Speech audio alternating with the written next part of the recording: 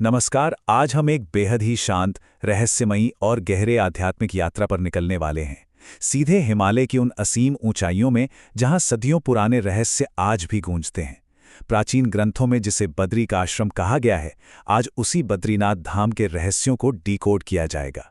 स्कंद पुराण के विशाल महासागर से निकाले गए शोध और तथ्यों के जरिए आज हम इस धाम की कुछ ऐसी सच्चाइयों को जानेंगे जो शायद पहले कभी नहीं सुनी गई हों। एक तीर्थयात्री के नजरिए से देखा जाए तो यह सिर्फ एक यात्रा नहीं है, बल्कि परम सत्य की खोज है।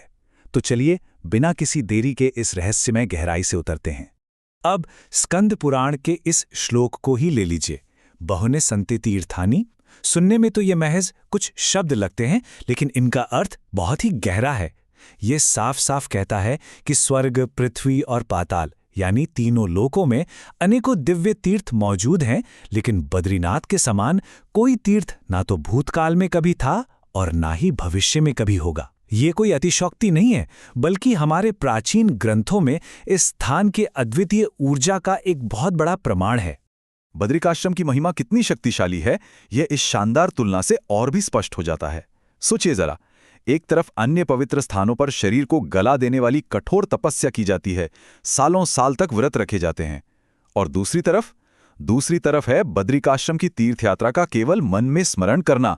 जी हां, स्रोत बिल्कुल स्पष्ट रूप से बताते हैं कि जो फल दूसरी जगह घोर तपस्या से मिलता है, वही फल एकमात्र मन ही मन बद्री यात्रा का चिंतन करने भर से प्राप्त हो जाता है ना कमाल की बात। अगर हम इसके इतिहास की बात करें तो बद्रिकाश्रम का इतिहास समय की सीमाओं से कहीं परे है। प्राचीन काल में साक्षात भगवान विष्णु ने जगत कल्याण के लिए नर नारायण के रूप में अवतार लेकर यहाँ घोर तपस्या की थी। फिर महाकाव्य काल में महर्षि वेदव्यास जी ने माणा गांव के पास मौजूद व्यास गुफा में महाभारत और पुराणों की रचना कर डाली। और फिर 8वीं शताब्दी में जब आदि शंकराचार्य जी यहाँ पधारे तो उन्होंने नारद कुंड से भगवान विष्णु की 1 मीटर ऊंची शालिग्राम मूर्ति को निकालकर उसकी पुनः स्थापना की। तो चलिए सबसे पहले इस धाम के भौगोलिक और ऐतिहासिक संदर्भ को थोड़ा करीब से समझते हैं। लेकिन हाँ, आगे बढ़ने से पहले ये जान लेना बहुत आवश्यक है कि आज की इस पूरी चर्चा का आधार क्या है। ये डॉक्टर पंकज पांडे जी द्वारा international journal of creative research thoughts में प्रकाशित एक विस्तृत शोध है। मतलब ये है कि आज जो भी आध्यात्मिक और पौराणिक तथ्य सामने रखे जा रहे हैं, वे सब सीधे तौर पर स्कंद पुराण के केदारखंड और बद्रिकाश्रम महात्म्य जैसे प्रामाणिक ग्रंथों से पूरी बारीकी के साथ लिए गए हैं। ये हवा में कही गई बातें नहीं हैं, बल्कि ठोस और शास्त्र सम्मत शोध का हिस्सा हैं। अब आगे बढ़ते हैं और बात करते हैं पवित्र पंचशिलाओं की। बद्री क्षेत्र के तप्तकुंड के आसपास मौजूद ये 5 प्रमुख शिलाएं बेहद दिलचस्प हैं। ये सिर्फ पत्थर नहीं हैं। सबसे पहले आती है नारदी शिला, जहां देवर्षि नारद ने भगवान की परम भक्ति पाने के लिए तप किया था। उसके बाद नरसिंह शिला, जो हिरण्यकश्यप के वध के बाद भगवान नरसिंह के शांत रूप का प्रतीक है। फिर वाराही शिला, जो भगवान वराह अवतार से जुड़ी है। गारुड़ी शिला पर स्वयं गरुड़ जी ने भगवान विष्णु का वाहन बनने के लिए घोर तपस्या की थी। और अंत में है मार्कंडेय शिला, जहां ऋषि मार्कंडेय ने अपनी अल्पायु के श्राप को तोड़कर परम शांति प्राप्त की थी। अब सवाल उठता है कि इन शिलाओं में इतनी असीम ऊर्जा आखिर आई कहां से? इसके पीछे के आंकड़े सचमुच हैरान करने वाले हैं। पुराणों के अनुसार नारद जी ने एक पैर पर खड़े होकर पूरे 60,000 वर्षों तक तपस्या की थी और गरुड़ जी ने 30,000 वर्षों तक कठोर तप किया। क्या हम आज के समय में इस स्तर के समर्पण की कल्पना भी कर सकते हैं? ऋषि मार्कंडेय की कहानी तो और भी अद्भुत है। उन्हें पहले से पता था कि उनकी आयु बहुत कम है, लेकिन इस पवित्र बद्री वन की शरण में आकर उन्होंने साक्षात मृत्यु को ही चकमा दे दिया। चलिए अब शिलाओं से आगे बढ़कर यहाँ के पवित्र जल और पाप मुक्ति के अनुष्ठानों पर एक नजर डालते हैं। बद्रीनाथ सिर्फ अपने खुद के मोक्ष के लिए नहीं है, बल्कि ये हमारे पूर्वजों से भी जुड़ा है। ब्रह्म कपाल की कथा सच में रोंगटे खड़े कर देने वाली है। जब भगवान शिव ने ब्रह्मा जी का एक सिर काटा तो उन्हें ब्रह्म हत्या का पाप लग गया और वो कपाल उनके हाथ से ही चिपक गया।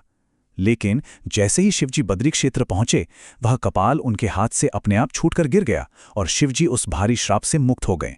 इसी वजह से अलकनंदा नदी के तट पर स्थित इस स्थान पर जब भी कोई अपने पितरों के लिए पिंड दान करता है तो माना जाता है कि उसका फल गया तीर्थ से भी 8 गुना अधिक मिलता है। और सिर्फ ब्रह्म कपाल ही नहीं, यहाँ बहने वाली सरस्वती नदी का भी अपना एक अलग ही चमत्कार है। स्कंद पुराण के स्रोत बताते हैं कि जो भी व्यक्ति इस पवित्र नदी का दर्शन, स्पर्श या इसमें स्नान करता है, उसके कुल में कभी भी अज्ञानता का अंधेरा नहीं छाता। उसके वंश में साक्षात सरस्वती सदा विराजमान रहती हैं। देखा जाए तो ये एक ऐसा आध्यात्मिक आशीर्वाद है जो आपकी आने वाली कई पीढ़ियों का भविष्य संवार देता है। अब इन सब बातों के बीच एक बड़ा ही दिलचस्प सवाल सामने आता है। ऐसा क्यों कहा जाता है कि अगर कोई बद्री क्षेत्र जाता है तो वहां सिर्फ साधारण अन्न ग्रहण कर लेने को ही परम मोक्ष का सीधा मार्ग मान लिया जाता है?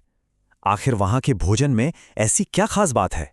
तो इसका बहुत ही सीधा सा जवाब है नैवेद्य। बद्रीधाम में मिलने वाला भोजन कोई साधारण अन्न नहीं है। स्कंद पुराण के अनुसार यहाँ भगवान विष्णु का थोड़ा सा भी नैवेद्य ग्रहण कर लेने से व्यक्ति के सभी पापों की शुद्धि बिल्कुल वैसे ही हो जाती है जैसे आग में तपाने पर अशुद्ध सोना एकदम शुद्ध होकर निखर जाता है। सबसे चौंकाने वाली बात तो यह है कि स्वयं देवता भी रूप बदलकर इस बद्रीवन में आते हैं सिर्फ और सिर्फ इस अन्न को ग्रहण करने के लिए।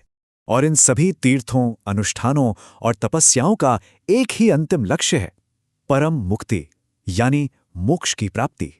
बद्रिकाश्रम जन्म और मृत्यु के इस अंतहीन चक्र से हमेशा के लिए आज़ादी की गारंटी देता है।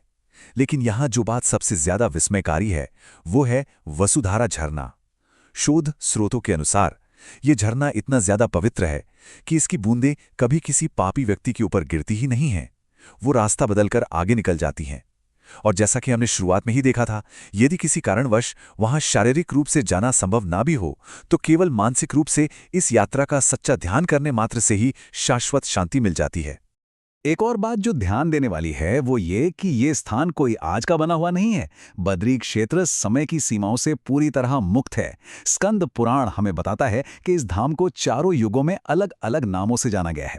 सतयुग में से मुक्ति प्रदा कहा जाता था, त्रेता युग में योग सिद्धा, द्वापर में से विशाला का नाम मिला और आज के कलयुग में हम इसे बद्रिकाश्रम के नाम से जानते हैं। युग चाहे कोई भी रहा हो, लेकिन इसका काम हमेशा एक ही रहा है, मोक्ष की राह दिखाना।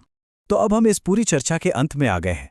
हमने पुराणों के साक्ष्य देखे, उन 5 शक्तिशाली शिलाओं की कहानियां सुनी और ब्रह्म कपाल व नैवेद्य के अकल्पनीय लाभों को समझा। अब अंत में एक सवाल जो सोचने पर मजबूर कर देता है।